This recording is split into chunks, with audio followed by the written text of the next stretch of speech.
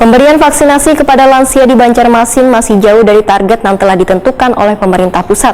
Hingga wilayah ini pemberian vaksinasi untuk lansia baru mencapai 45% dari target 65%. Sosialisasi pun harus lebih gencar lagi dilakukan supaya bubuhan lansia ini lebih memahami bila vaksin tersebut aman untuk tubuh dan memberikan kekebalan terhadap penyakit.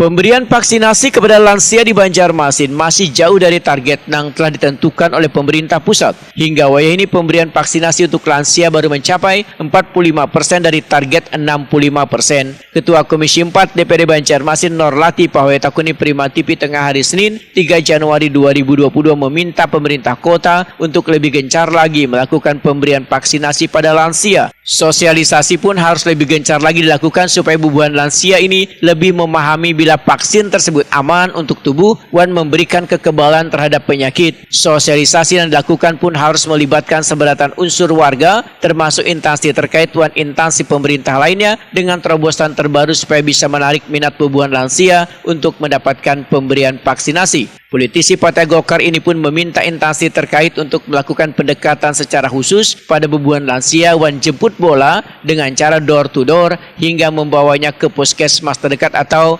melakukan pemberian vaksinasi langsung di tempat.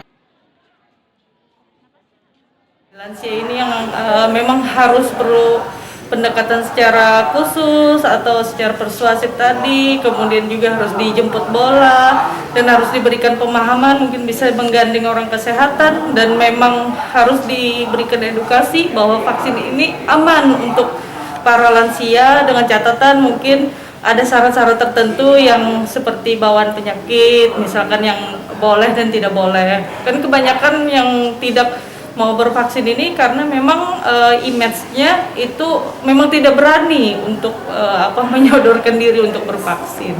Jadi lebih kepada meningkatkan, menggencarkan vaksin dibarengi dengan sosialisasi dan edukasi.